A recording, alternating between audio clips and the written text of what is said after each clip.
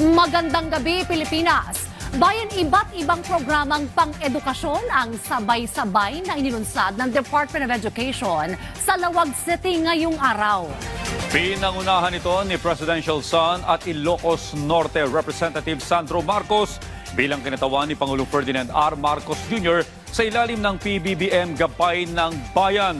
Kasabay din nito, nanumpa na ang mahigit 700 bagong promote na guro sa ilalim ng programang Expanded Career Progression System. Yan ang ulat ni Kenneth Pasyente.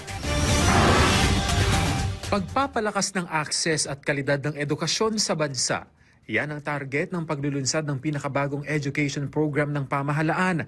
Ang programa para sa buti ng bayan at mamamayan, galing, access, batid at angat tungo sa yaman ng bayan o PBBM Gabay ng Bayan. Inilunsad ang naturang programa sa Lawag City sa pangunguna ni Ilocos Norte 1st District Representative Sandro Marcos bilang kinatawan ni Pangulong Ferdinand R. Marcos Jr.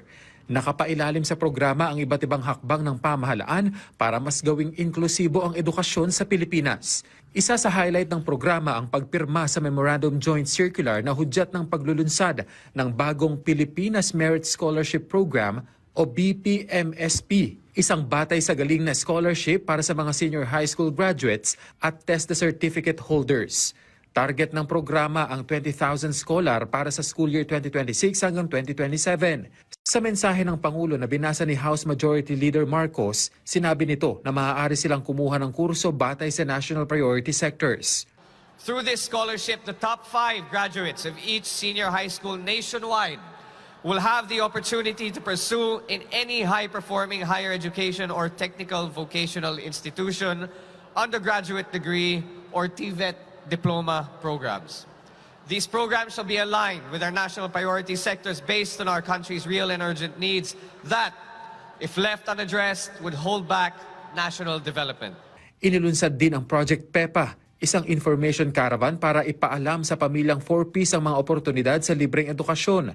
Gayon din ang CHED Tanaw, isang online platform na magbibigay naman ng malinaw at mapagkakatiwalaang datos tungkol sa mga kolehiyo at kurso sa bansa. These initiatives reflect a coherent approach to higher education reform, expanding access, strengthening institutions, and ensuring that every peso invested in education yields value for the Filipino people.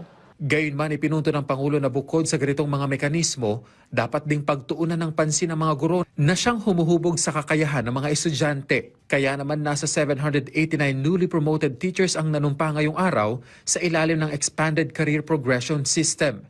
I have seen the countless sacrifices that teachers make every day.